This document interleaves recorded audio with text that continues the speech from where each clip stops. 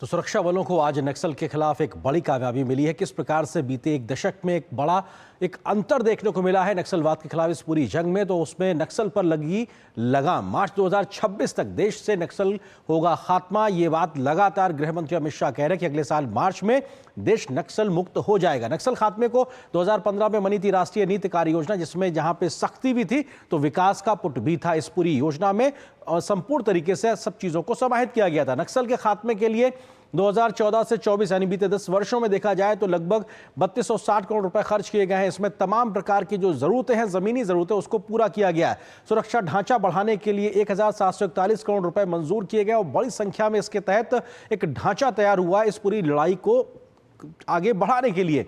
खुफिया शाखा हो, विशेष बलों की मौजूदगी हो, फोर्टिफाइड पुलिस स्टेशनों को संख्या बढ़ाने की बात हो, इन सब पे बहुत तेजी से काम हुआ बीते एक दशक के लिहाज से अगर बात की जाए। इसी तरीके से 221 फोर्टिफाइड पुलिस स्टेशनों का निर्माण हुआ। ये अपने आप में बहुत उन्नत किस्म के पुलिस स्टेशन होते हैं जहां हर प्रकार की सुविधाएं होती है और तब कई प्रकार का अपग्रेडेशन किया गया है। हेलीकॉप्टर हो या फिर बुनियादी ढांचे को बढ़ाने की बात हो, 2014 से लेकर 25 तक 10-11 सालों में लगभग 1120 करोड़ रुपए खर्च किए गए, क्योंकि बहुत से ऐसे दुर्गम इलाके हैं जहां पर पुलिस को हेलीकॉप्टर्स की जरूरत पड़ती है। कई प्रकार के ढांचागत सुविधाएं, अलग प्रकार की जरूरतें पड़ती है, उस पर भी काफी पैसा खर्च किया गया है। नक्सलवाद के खिलाफ जीरो टॉलरेंस की नीति लगातार मोदी सरकार अपनाए हुए है जब से वो सत्ता में आए हैं। उसी का असर है कि अब अगले साल इसका खात्मा होने जा रहा है। 2025 में अब तक 90 नक्सली मारे गए और 104 नक्सली गिरफ्तार भी किए गए। ये महज 2025 के अभी शुरुआती 2.5-3 महीनों का ही जिक्र किया जा रहा है। 2025 में अब तक 164 नक्सलियों ने आत्मसमर्पण भी किया है। तो यह आंकड़ा भी दिखाता है किस प्रकार से समर्पण भी बढ़ा है, आत्मसमर्पण, और नक्सलियों को ढेर भी किया गया है। 2024 अगर पूरे साल की बात की जाए तो 290 नक्सली मारे गए। इसमें कई बड़े कमांडर भी शामिल थे जो एक तरीके से लीड करते थे इन मुहिम को। 2024 में 1090 नक्सलियों को गिरफ्तार भी किया गया है। तो यह दिखाता है कि बड़ी संख्या में धरपकड़ भी लगातार इलाकों में की जा रही है। 2024 में 881 ने जो नक्सली थे उन्होंने आत्मसमर्पण भी किया, यानी मुख्य धारा में वापसी के लिए भी बड़ी संख्या में लोग उस नक्सल मूवमेंट से छोड़कर वापस आ रहे हैं। 25 शीर्ष नक्सली कमांडर मारे गए हैं और हमने देखा कि बीते कुछ समय में तमाम बड़े ऐसे नाम जो दुर्दांत आतंकी के तौर पे या नक्सली कमांडर के तौर पे थे, उनका खात्मा किया गया। 2004 से 14 के बीच में यानी यूपीए समय की बात की जाए तो उस समय 16,463 नक्सली घटनाएं, हिंसक घटनाएं हुई थी। यह आंकड़ा लगभग 16,500 के आसपास था। उसके बाद के अगले 10 साल यानी बीते 10 वर्षों में देखा जाए तो इसमें लगभग 53% की कमी आई है, जो लगातार इस बात को इंगित करती है कि नक्सलियों पे लगाम लगाई जा रही है। अगले आंकड़े की ओर जल्दी से जाते हैं और आपको बताते हैं किस प्रकार से बीते 10 साल में सुरक्षा बलों की मृत्यु की संख्या में भी 73% की कमी आई है। यह दिखाता है, हालांकि एक भी मृत्यु अपने आप में दुखद है, लेकिन 73% की सिग्निफिकेंट कमी अपने आप में एक बड़ा अचीवमेंट भी कहा जा सकता है। बीते 10 साल में नागरिकों की मृत्यु में 70% की कमी आई। आम नागरिक भी इसका अपने आप में शिकार हुआ करते थे, लेकिन 10 वर्षों में इस पर भी एक बड़ी लगाम लगी है। 2014 में थे 126 जिले नक्सल प्रभावित, लेकिन अब महज 12 जिले बचे हैं। यह दिखाता है कि 126 से 12 तक का सफर बीते 10 वर्षों में कवर किया गया, यानी नक्सल लगातार सिकुड़ता जा रहा है। महज 12 जिले बचे हैं, पूरे देश भर की बात की जा रही। 5 वर्षों में 302 नए सुरक्षा कैंप बनाए गए हैं और 68 नाइट लैंडिंग हेलीपैड्स भी बने हैं कि रात के समय भी हेलीकॉप्टर्स वहां से उड़ सकते हैं या वहां पे लैंड कर सकते हैं। ऐसी सुविधाओं के साथ उनको लैस किया गया और 302 सुरक्षा कैंप बनाना अपने आप में पूरे उन इलाकों में जो अपने आप में बहुत महत्वपूर्ण है। किस प्रकार से आज की घटना एक प्रकार से फिर से नक्सलियों पर लगाम लगाएगी, इससे पे हम करेंगे चर्चा। इससे जुड़ा है हमारा आज का विशेष, नक्सलवाद पर करारा प्रहार, एक्शन जोरदार। इस विषय पे बात करने के लिए बहुत ही खास मेहमान हमारे साथ मौजूद है। प्रवेश कुमार मिश्रा जी, पूर्व एडीजी हैं, बीएसएफ के, हमारे साथ जुड़ गए। सर बहुत स्वागत है हमारे साथ वक्त निकालने के लिए। तो सवाल यही कि आज 30 बॉडीज रिकवरी की गई हैं, हालांकि अंतिम आंकड़ा अभी कह नहीं सकते, शायद हो सकता है ये बढ़े, लेकिन लगातार जिस तरीके से सुरक्षा बलों को कामयाबी मिल रही है, ये हमें विश्वास पैदा करता है 2026 मार्च तक देश नक्सल मुक्त हो जाएगा। बिल्कुल आप सही बता रहे हैं। आपने जो बताया 30 आपने साथ में लगा दिए कि ये बढ़ सकता है। मैं अभी क्या बता रहा हूं, टोटल अभी तक 32 शव बरामद कर चुके हैं। 28 तो निकाला गया गंगानगर में, जो बीजापुर में, और 4 कांकेर में, पंखापुर में। तो 32 शव जो है वो ऑलरेडी रिकवर हो चुका है और इतने आर्म्स एम्युनिशन मिला है नक्सलाइट्स का, ये सबसे अच्छा ऑपरेशन है। और अमित शाह जी जो बताए थे, जिस तरीके से ऑपरेशन हो रहा है, जिस तरीके से इंफॉर्मेशन और इंटेलिजेंस हम गैदर करते हैं, सिक्योरिटी अपैरेटस गैदर कर रहे हैं, और सरेंडर पॉलिसी जो चल रहा है, साथ में जो विकास हो रहा है उस एरिया में, इससे पता लगता है कि डेफिनेटली 31 मार्च 26 तक नक्सलाइट्स का अंत होगा ही होगा। लेकिन ये जो आज जो सुबह 7 बजे से ऑपरेशन हुआ बीजापुर और कांकेर में, एक बहुत बड़ा नक्सलाइट लीडर आत्मसमर्पण किया था, सरेंडर किया था, जिसने ये इंफॉर्मेशन दिया, इंटेलिजेंस दिया कि गंगापुर एरिया में, बीजापुर में इनका मीटिंग होने वाला है, कंसंट्रेट हो रहे हैं किसी कार्य करने के लिए। 3 प्लाटून उनका कंसंट्रेट हुआ था।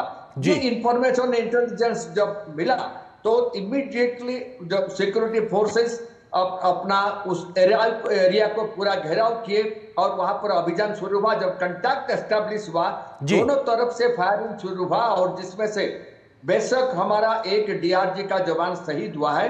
मैं एक चीज बताऊं, ऑपरेशन कैजुअलिटी जो है हमको लेना पड़ेगा, उसमें कोई बात ही नहीं है। उसको मैं सैल्यूट करता हूं उस जवान को, डीआरजी जवान को जो शहीद हुआ, वो अपना कर्तव्य करके शहीद हुआ और वो ऑपरेशनल कैजुअलिटी लेना पड़ता है इतना बड़े बड़े ऑपरेशन में। लेकिन इस तरीके से अभी तक 32 सब बरामद किया गया है और भी सब में बरामद किया जाएगा, जो मेरे को खबर मिल रहा है। सर एक चीज आपसे समझना ये चाहेंगे कि क्या बदला है, क्योंकि नक्सलवाद की समस्या 60 और 70 के दशक से चली आ रही है, लेकिन बीते एक दशक में 10 वर्षों में ऐसा क्या रणनीति में बदला गया है, जीरो टॉलरेंस की पॉलिसी में क्या जमीन पे बदलाव आए हैं जिसकी वजह से हमें ये नतीजे मिल रहे हैं? जो तरीका अभी जो ऑपरेशनल टैक्टिक्स में बदला दिया गया है, जो जैसे इंटर स्टेट का जो बॉर्डर है उसके ऊपर निगरानी रखा गया है, कम्युनिकेशन के लिए और उनके ऊपर इंटेलिजेंस रखने के लिए ड्रोन्स का इस्तेमाल करना पड़ता है, हेलीकॉप्टर का इस्तेमाल करना पड़ता है। और बीजापुर और वहां पर जो कांकेर का जो जंगल है उसके अंदर हमारा कंपनी बेसिस और बटालियन बेसिस नया बनाया गया है। और जो आईआरबी बटालियन और जो डीआरजी बटालियन जो है वो हमारे वही लड़के हैं जो उसी टेरेन से रिक्रूटमेंट किया गया है और उनको उसी टेरेन में उनको ट्रेनिंग दिया गया है और वो उनका जो मोडस ऑपरेंडी है उनको अच्छी तरह जानते हैं।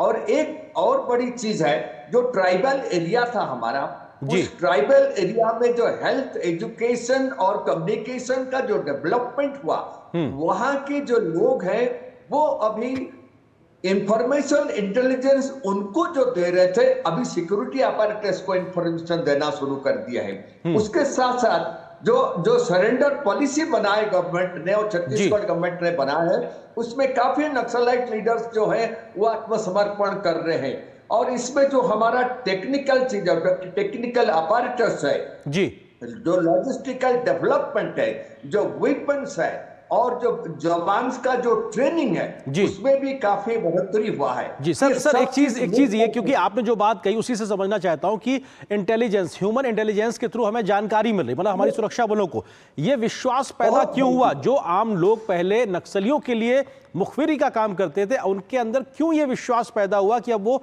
सरकार और सुरक्षा बल के साथ खड़े दिखाई पड़ रहा है? ये बदलाव क्यों है?